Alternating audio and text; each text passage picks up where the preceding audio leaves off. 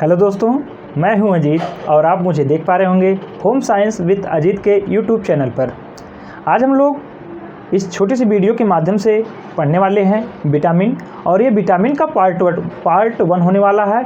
इस वीडियो के माध्यम से सिर्फ और सिर्फ हम लोग जानेंगे विटामिन के इतिहास को जानेंगे, विटामिन हमारे लिए क्यों आवश्यक है, इसमें कौन सा तत्व पाया जाता है। अभी हमारी कक्षा किसी दीदी ने पूछा था कि वहाँ से कोई क्वेश्चन था, कहीं पे PYQ था, तो एक क्वेश्चन था कि विटामिन में कौन सा तत्व पाया जाता है, कौन सा खनिज तत्व पाया जाता है। नाइट्रोजन था, फास्फोरस था, इस तरह से क्वेश्चन थे, उसकी चर्चा करने वाले हैं। आप लोग देखते हैं कि जब विटामिन ए को लेता है, आपके यूथ में बहुत कन्फ्यूजन है। वहाँ पे लिखा होता है कि 1 वर्ष से कम आयु के बच्चे को आँख की समस्या से बचने के लिए कौन सा डोज दिया जाता है, 1 लाख आयु या जो है 2 लाख आयु। आयु का मतलब होता है इंटरनेशनल यूनिट। 1 लाख 2 लाख को लेके आपके अंदर बहुत कन्फ्यूजन है। इसका समाधान करने का हमने प्रयास किया और कई लोगों से इस पर चर्चा किया, तो इस वीडियो में बात करने वाले हैं। और हाँ, आपको पता है कि जैसा कि आप लोग पहले से अवगत हैं कि हमारे द्वारा होम मैनेजमेंट का क्विज बैंक लॉन्च हो चुका है और इसे आप पा सकते हैं। 2 माध्यम है, आप इसे PDF लेना चाहते हैं, आप कहीं पर भी हों, आप PDF चाहते हैं तो हमारा व्हाट्सअप नंबर 9839514094 पर आप मैसेज करिए। और ये हमारा व्हाट्सअप नंबर नहीं बल्कि आपका फ़ोन पे, गूगल पे भी नंबर है, उस पर आप जो है मिनिमम चार्ज, जो PDF का मैंने चार्ज रखा हूँ 50 रुपये आप पेमेंट करके इसका स्क्रीनशॉट व्हाट्सएप पे कर सकते हैं। और व्हाट्सएप पे आने के बाद कुछ ही टाइम बाद आपको जो है PDF और उसका पासवर्ड शेयर कर दिया जाएगा। लेकिन यदि आप इलाहाबाद में हैं, क्योंकि हार्ड कापी पढ़ने के लिए अच्छा होता है, तो हार्ड कापी प्रिंट हो चुका है और अच्छी मात्रा में हुआ है, लेकिन कई सारे फ़ोन आए, संख्या में अधिक आए, तो हो सकता है समाप्त हो जाए। तो आप समय भी कम है, आप लेट ना करें।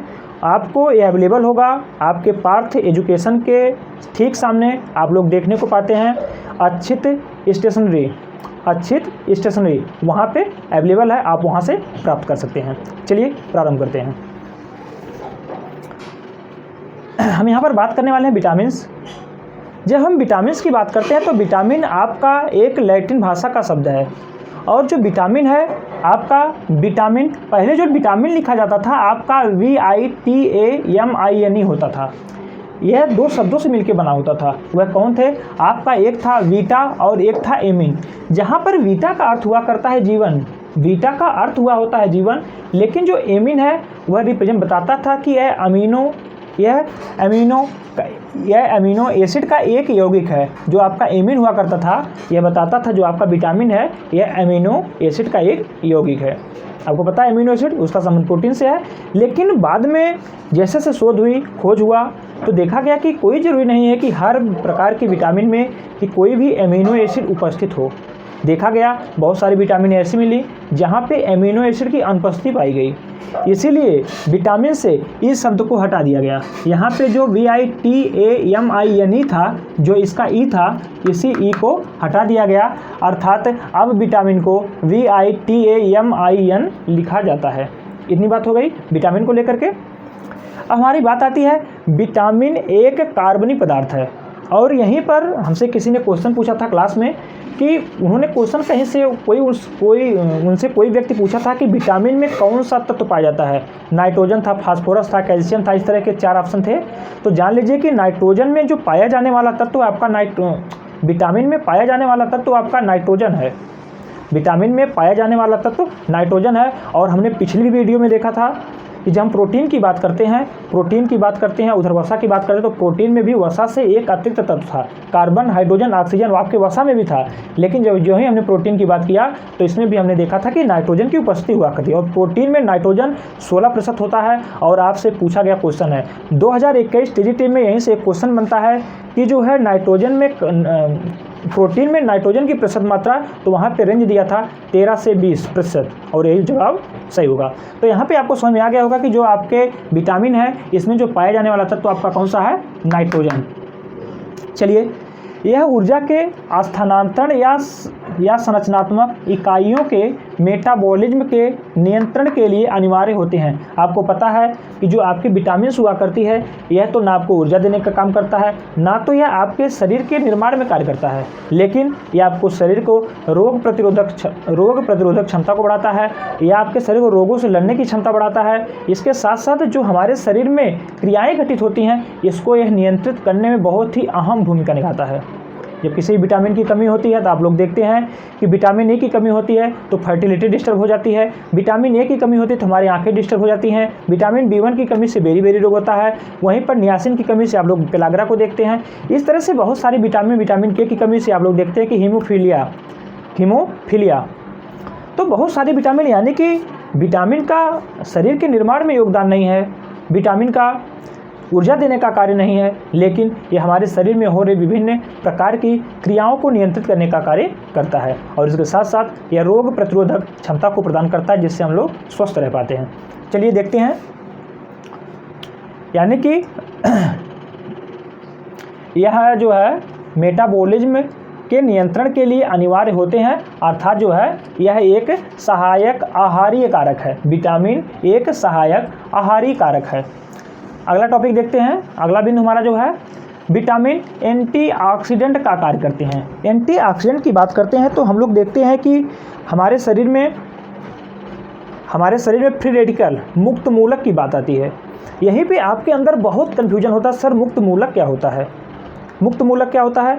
आप लोग देखते हैं कि मुक्त मूलक की बात करते हैं, मुक्त मूलक को एक नॉर्मल शब्द में हम लोग समझ सकते हैं कि कचरा, कूड़ा, अपशिष्ट। आप लोग देखते हैं कि आप कोई भी कार्य करते हैं तो वहाँ से कुछ ना कुछ अवशेष बचता है। उसी प्रकार से हमारे शरीर में आपका ग्लूकोज है, ऑक्सीजन जाता है, ग्लूकोज का दहन होता है, एनर्जी मिलती है, लेकिन ग्लूकोज के दहन में उसके 100% एनर्जी नहीं मिल पाती है। वहाँ से जो कुछ भी अवशेष रह जाता है वही आपका मुक्त मूलक कहलाता है। या इस प्रकार से कह सकते हैं हमारे शरीर की जितनी भी अशुद्धियाँ हुआ करती हैं, गंदगी हुआ करती है, उसी को ही मुक्त मूलक के नाम से जानते हैं, इसी को ही फ्री रेडिकल के नाम से जानते हैं। और जब इसकी संख्या धीरे धीरे बढ़ती है तो आप लोग देखते हैं कि डार्कनेस, झाइयाँ और सारी चीज़ें आपको चेहरे पे दिखने लगती हैं, आपके चेहरे की शाइनिंग समाप्त हो जाती है। तो इन्हें ही मुक्त मूलकों को समाप्त करने के लिए आपका कौन सहायक होता है, विटामिन्स। अब यहीं पे बात आ गई, तो हमने वहाँ पे पढ़ा था न्यूट्रिशन साइंस में। आप लोग देखते हैं कि जो हमारे आपके एंटीऑक्सीडेंट हुआ करते हैं, आपके 3 विटामिनों का नाम आता है, vitamin A, vitamin C, vitamin E. आपको तो पता है, पढ़ते हैं, आपको याद रहता है, लेकिन आप समय समय पे भूल जाते हैं, क्योंकि आप बहुत सीरियस होकर पढ़ते हैं। सीरियस होकर पढ़ना ही नहीं है। अरे भाई, एसी की बात हो रही है, अब vitamin A, vitamin C, vitamin E, और हम लोग गर्मी तो चल रही है, हम लोग घर में एसी लगाते ही हैं। आप बताइए, जब एसी में रहते हैं तो आपकी शरीर फिट रहती है कि नहीं? आप एकदम मुस्कुराता हुआ चेहरा रहता है। जो ही आप धूप में आते हैं तो ऐसे चेहरे को ढकते हैं, ऐसे ढकते हैं, ऐसे ढकते हैं, यानी कि आपके लिए समस्या खड़ी हो जाती है। तो जिस प्रकार से आप जो है, आप जब एसी में रहते हैं, जब आप वातानुकूलित स्थान पर रहते हैं, यानी कि जहाँ पर आपके अनुकूल वायु हो, नमी हो, जैसी आपकी इच्छा वैसा वहाँ का वातावरण हो, तब वहाँ पे अपने आप को अच्छा फील करते हैं, आपके चेहरे पे शाइनिंग रहती है। वहीं से आप रिलेट करिए, एसी यानी विटामिन ए, विटामिन सी और विटामिन ई, यही आपके एंटीऑक्सीडेंट विटामिन है। और यहीं पर जब बात आती है तो आपका फ्लेवोनॉइड नाम का तत्व होता है आपके लहसुन में, जो कि बहुत ही इंपॉर्टेंट हुआ करता है।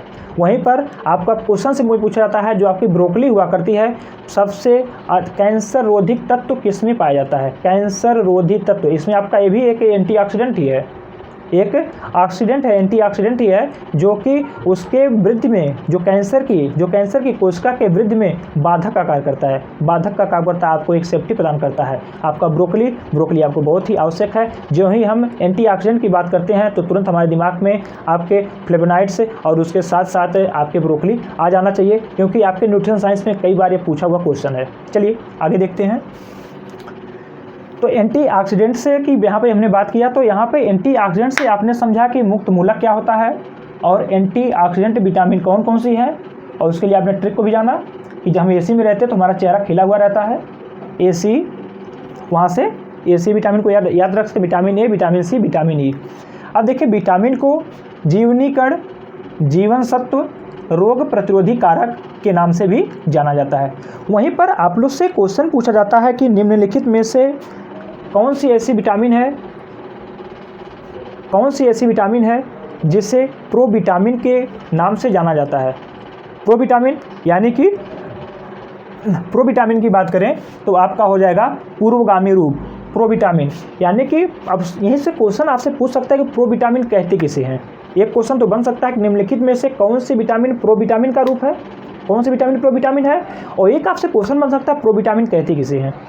प्रोविटामिन वह विटामिन है जिसे हम डायरेक्ट उस रूप में नहीं लेकर के बल्कि उसके किसी और रूप में लेते हैं और हमारे शरीर में जा कर के वह अपने वास्तविक रूप में आ जाए, उसी को ही प्रोविटामिन के नाम से जाना जाता है।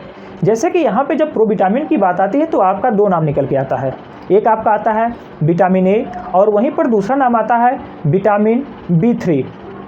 विटामिन ए की बात करें तो इसका जो पूर्वगामी रूप हुआ करता है आपका बीटा कैरोटीन हुआ करता है, और वहीं पर विटामिन B3 यानी कि नियासिन की बात करें तो इसका जो पूर्वगामी रूप हुआ करता है आपका ट्रिप्टोफैन। ट्रिप्टोफैन की जब हम बात करते हैं तो आप लोगों ने देखा कि पिछली वीडियो में जब हम प्रोटीन की बात कर रहे थे तो हमने वहाँ पे देखा था कि जो प्रोटीन हमारा होता है एक आवश्यक होता है, एक गैर आवश्यक हुआ करता है। आवश्यक प्रोटीन आवश्यक अमीनो एसिड को हमने देखा था कि 10 प्रकार का होता है और इसी 10 में आपका एक ट्रिप्टोफैन भी है, और इसका जो है आपका विटामिन B3 का जो पूर्वगामी रूप है आपका ट्रिप्टोफैन है। इतनी बात हो गई। और वहीं पर जब हम विटामिन ए की बात करते हैं यानी कि रेटिनॉल की बात करते हैं तो इसका जो पूर्वगामी रूप हुआ करता है आपका बीटा कैरोटीन होता है। और आपका जो हम यहाँ जानकारी के लिए आपको बता दूं, जो आपका रेटिनॉल हुआ करता है आपका कैरोटीन हुआ करता है। रेटिनॉल यानी कि विटामिन ए, उसका रासायनिक नाम है रेटिनॉल।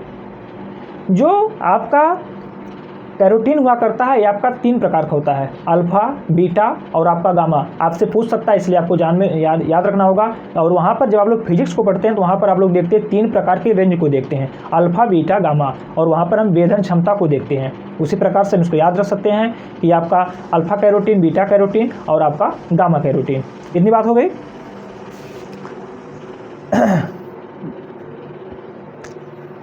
अब देखिए यहाँ पे अगला है एंटी विटामिन, या इसी को ही एंटागोनिस्ट के नाम से जाना जाता है। एंटी विटामिन यानी कि जो विटामिन का अवरोध करे, जो विटामिन का विरोध करे, एंटी हो, विटामिन का एंटी हो, यानी कि ऐसे तत्व जो विटामिन के अवशोषण में बाधक उत्पन्न करते हों, ऐसे तत्व जो विटामिन के अवशोषण में बाधा बनते हों, बाधक हों, उसे ही एंटी विटामिन के नाम से जाना जाता है। और उसके लिए एक शब्द भी है एंटागोनिस्ट यानी कि विटामिन ये वे तत्व होते हैं जो विटामिन के अवशोषण में बाधक बनते हैं, उसे ही एंटागोनिस्ट के नाम से जानते हैं। आपसे एंटागोनिस्ट पूछ सकता है, एंटागोनिस्ट क्या होता है।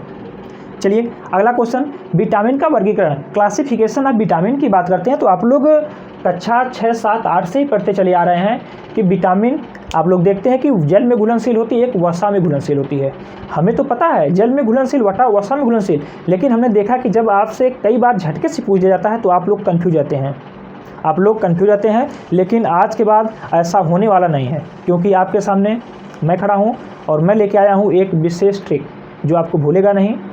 जैसे भी आप चाहेंगे आप भूल नहीं पाएंगे। यदि आप भूलते हो तो आप वीडियो को देखिएगा, पुनः आप लेटिएगा और याद करिएगा, भुला करके दिखाइएगा कि आप भूल पाते हैं। एक बार सोचिएगा हम इसको भूल जाएं, आप भूलेंगे नहीं। देखिए कैसे, जब हम जल में घुलनशील की बात करते हैं तो आपको पता है कि आपके ब्लड जो होता है उसमें आपकी 2 प्रकार की कोशिकाएं पाई जाती हैं। रुधिराणु में देखते हैं WBC, RBC, प्लेटलेट्स पाया जाता है।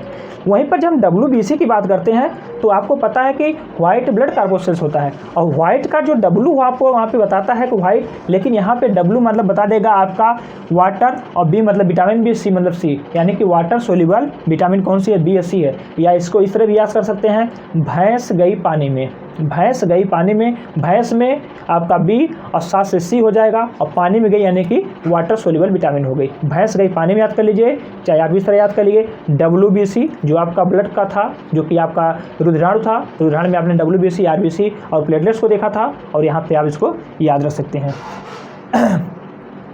तो भैंस गई पानी में यानी कि vitamin B, vitamin C water soluble है, और बाकी की बाकी जितने भी विटामिन हैं ये सारे के सारे कौन से सोल्यूबल हैं, ये आपके सारी की सारी आपके सारे फैट सोल्यूबल हुआ करती हैं। अब उसके लिए आप ट्रिक देख सकते हैं कि कीड़ा है, आप लोग देखते हैं जब कीड़ा तेल में गिर जाता है, तला जाता है, गलता नहीं है, बल्कि उसको निकालना पर बड़ा कुरकुरा हो जाता है, कुरकुरा हो जाता है। और कहीं पे नागालैंड वगैरह में आप लोग देखते हैं बहुत सारे इस तरह के छोटे छोटे कीड़े हुआ करते हैं, लोग उनका नमकीन बना के चबा जाते हैं। तो ये आराम से गलने वाले नहीं हैं। ये जब गलेंगे कहाँ गलेंगे, आपके सोल्यूबल कहाँ होंगे, आपके वसा में होंगे। और देखते हैं जो तलने का काम किया जाता है इन सबको, वो किस में किया जाता है, आपके फैट में किया जाता है, वसा में किया जाता है। और इसको आपको जब 2 पता हो गया, भैंस गई पानी में, WBC जब 2 पता हो गया तो बाकी के सारे जितने विटामिन हैं सभी विटामिन आपके फैट सोल्यूबल विटामिन हुआ करती हैं। बात समझ में आ गया होगा, कन्फर्म हो गया होगा। इतनी बात हो गई। अब हम विटामिन की, हमारी यह नॉर्मल चर्चा थी, लेकिन अब थोड़ा सा हम बात कर लेते हैं और सारी जो विटामिन हैं अब उनका रासायनिक नाम क्या होता है। पुनः कल नेक्स्ट वीडियो में हम लोग देखेंगे विटामिन ए को देखेंगे, पुनः विटामिन बी को देखेंगे। आपसे क्वेश्चन पूछता है कि विटामिन बी मुख्य रूप से कितने प्रकार की होती है। आप इसीलिए आप लोग देखते हैं बी कॉम्प्लेक्स। जब हमने बी कॉम्प्लेक्स का नाम लिया तो आप लोग भोजन को बनाते हैं, छोला को बनाते हैं, बहुत सारी चीज़ ऐसे बनाते हैं, आप लोग सोडे का प्रयोग कर देते हैं। सोडा, आपसे क्वेश्चन पूछाता है कि जो हम लोग खाने वाला सोडा भोजन में यूज करने से कौन सी विटामिन सबसे अधिक प्रभावित होती है, कौन सी विटामिन सबसे अधिक प्रभावित होती है, उस आपका विटामिन का नाम है vitamin B complex. Vitamin B complex एक विटामिन कोई नहीं है, बल्कि यह मुख्य रूप से 8 विटामिनों का एक समुचित रूप है। बी कॉम्प्लेक्स, इसमें आपकी 8 विटामिन आया करती हैं और इसीलिए इसका नाम ही रखा गया है बी कॉम्प्लेक्स, यानी कि सबका मेल है बी कॉम्प्लेक्स। तो वहाँ से इतनी बात हो गई। अब चलिए हम एक एक का सबका रासायनिक नाम देखने का प्रयास करते हैं। लेकिन आप लोग रासायनिक नाम तो देखते हैं लेकिन आपको ये भूल जाता है। इसमें भी हमारा प्रयास यही रहेगा कि आप ना भूलें। भूलेंगे क्यों, आपको परीक्षा देना है, परीक्षा पास करना है और उसमें अपनी एक सीट रिजर्व करना है। और जब भी इसका सिलेक्शन हो, परीक्षा हो, उसके बाद आप जो है पहला वेतन 62,500 उठाएँ और कुछ जो है हमारा भी मुँह मीठा करें और मैम का भी मुँह मीठा करें और अपने परिवार को खुशी दें और आप भी आनंदित रहें। चलिए देखिए, जब हम विटामिन ए की बात करते हैं तो विटामिन ए आपको पता है कि हमारी आँख के लिए बहुत आवश्यक हुआ करती है। और जो ही जब विटामिन ए की बात आती है तो हम लोग देखते हैं जब विटामिन ए की कमी होती है, आपसे क्वेश्चन पूछाता है, नेट ज़्यादा में क्वेश्चन आता है कि मिलाने को सीक्वेंस देता है कि सबसे पहले कौन सा लक्षण दिखाई देगा। जीरोस्टोमा दे देता है, बहुत सारे रोग दे देते हैं, कंजक्टिवा दे देता है, बाइटाट स्पॉट को दे देता है। वहीं पर देखिए बाइटाट स्पॉट का हमने नाम ले लिया तो आपसे कई बार इसके आकार को पूछा जाता है, बाइटाट स्पॉट का आकार कैसा होता है। यह हमेशा त्रिभुजाकार हुआ करता है बाइटाट स्पॉट। जो आँख में हम लोग नॉर्मली बोलचाल की भाषा में कहते हैं उनकी आँख में छींटी पड़ गई है, वह कुछ नहीं बल्कि वो बताता है, रिप्रेजेंट करता है कि इनके शरीर में विटामिन ए की कमी है। और यहीं से आपका क्वेश्चन बनता है, यहीं से आपसे पूछा जाता है कि बालक को, 1 वर्ष से कम आयु के बालक को विटामिन ए का डोज देना चाहिए कितना। आप कंफ्यूज रहते हैं, 1 लाख आयु और 2 लाख आयु, 3 लाख आयु, 4 लाख आयु। यहाँ पर आयु का मतलब होता है इंटरनेशनल यूनिट। तो आज से कन्फ्यूजन को समाप्त करिए। जब बालक 1 साल के अंदर का होता है तब उसे 1 लाख आयु दिया जाता है, आयु यानी कि इंटरनेशनल यूनिट। जब बालक 1 साल से ऊपर का होता है तब उसे 2 लाख आयु दिया जाता है। तो यहाँ से शायद आप कन्फर्म हो गए होंगे। अब देखिए, हमने आँख की बात की। आपको पता है कि जो हमारी आँख में, आँख का एक मुख्य अंग, एक पार्ट हुआ करता है रेटिना। आँख का पार्ट रेटिना है और यह प्रभावित होता है। तो इसीलिए जो विटामिन ए का रासायनिक नाम है वो आपका कौन सा है, रेटिनाल। आँख का रासायनिक नाम, विटामिन ए का रासायनिक नाम कौन सा है, रेटिनाल। चलिए, वहीं पर जब हम बी कॉम्प्लेक्स की बात करें, सबसे पहले आपका आता है B1, जिससे कि कमी से आपका रोग होता है बेरी। वो इसका रासायनिक नाम है थायमिन। वहीं पर हम लोग जब विटामिन B2 की बात करते हैं तो इसका रासायनिक नाम है राइबोफ्लेविन। वहीं पर जब विटामिन B3 की बात करते हैं तो इसका नाम है नियासिन। और नियासिन ही जो है अपने पूर्वगामी रूप में पाया जाता है। ये भी आपका प्रो विटामिन है और इसको पूर्वगामी रूप क्या है, आपका ट्रिप्टोफैन है। यानी कि जब आपके शरीर में आवश्यक अमीनो एसिड ट्रिप्टोफैन पर्याप्त मात्रा में होगा तो आपको विटामिन B3 की कमी नहीं होगी। इससे कमी से आपसे बार बार पूछा जाने वाला क्वेश्चन है कि कौन सा रोग होता है, पेलाग्रा नामक रोग हुआ करता है।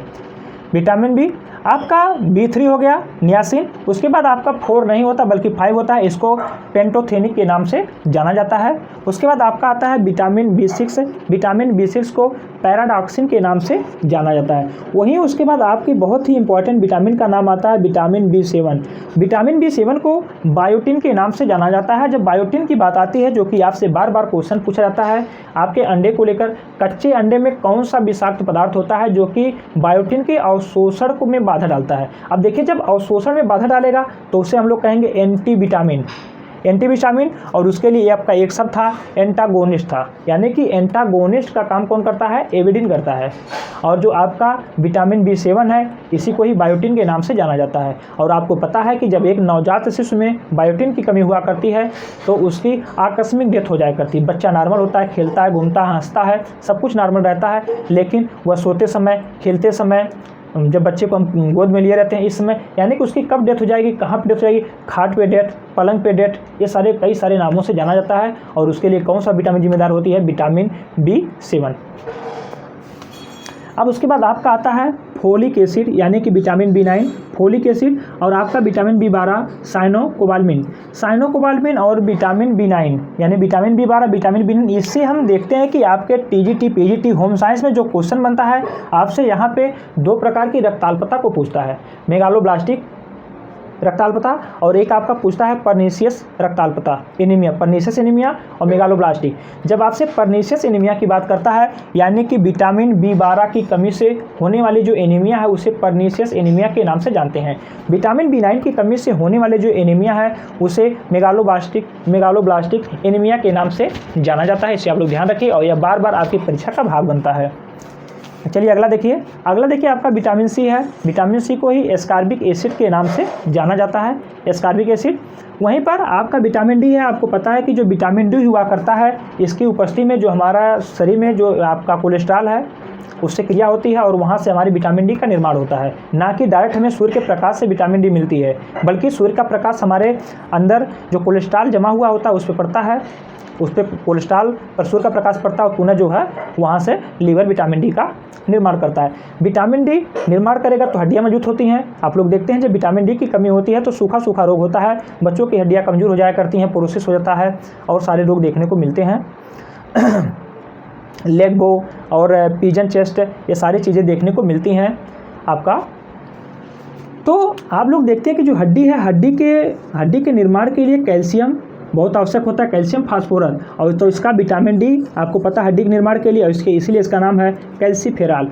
वहीं पर विटामिन E की बात करते हैं, जो कि आपको पता है कि फर्टिलिटी विटामिन के नाम से जाना जाता है और महिलाओं के यूट्रस में आपके ब्यूटी विटामिन यानी कि ब्यूटी विटामिन का निर्माण हुआ करता है। यही कारण होता है कि पुरुषों की अपेक्षा महिलाएँ खूबसूरत होती हैं, सुंदर होती हैं, तो उनके इस शरीर में ही इसका निर्माण हुआ करता है। ये आपका होता है ब्यूटी विटामिन के नाम से जाना जाता है, ब्यूटी विटामिन, और इसी को ही फर्टिलिटी विटामिन के नाम से भी जाना जाता है। और ये आपका है टोकोफेरॉल, मुझे रोको न टोको, टोकोफेरॉल है, ठीक।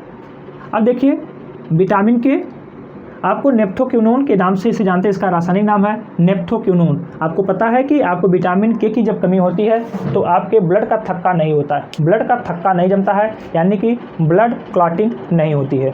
तो चलिए इतनी सारी चर्चा हमारी इस पर हो गई। पुनः नेक्स्ट वीडियो हम लोग पढ़ने वाले हैं विटामिन ए, विटामिन बी, एक क्रम से सारी विटामिनों को हम लोग 1, 2, 3 दिन में पढ़ने का प्रयास करेंगे। तो चलिए आज के लिए बस इतना ही। और हाँ, आप लोग होम मैनेजमेंट क्विज बैंक एक बार ज़रूर देखिएगा। आप लीजिए या ना लीजिए, कम से कम आपको दुकान दूर नहीं है, वहाँ पे एक बार जाइए, ज़रूर देखिए और वहाँ पे देखिए कि आपके काम के है कि नहीं है। आप लोग एक बार ज़रूर देखिए। और मेरा प्रयास कैसा है, जिनके भी पास, जो भी लोग इसको परचेज कर चुके हैं, जिनके पास पहुंच चुका है, आप लोग एक छोटी वीडियो बना करके हमारे इस नंबर पे भेज सकते हैं, जिससे कि हम भी उसमें कुछ कमी होगी उसको सुधारने का प्रयास करेंगे। और पुनः जल्द से जल्द हमारा प्रयास है कि एक्सटेंशन एजुकेशन, जैसा आप लोगों का रिस्पांस मिलेगा, एक्सटेंशन एजुकेशन पर मैं काम करना चालू कर दिया हूँ, प्रारंभ हो गया है मेरा कार्य। तो जल्द से जल्द हम एक्सटेंशन एजुकेशन पर इस तरह का शॉर्ट नोट लेकर आने वाले हैं। तो चलिए तब तक के लिए धन्यवाद। आप लोग अब तक हमसे जुड़े रहे, इसके लिए बहुत बहुत आभार।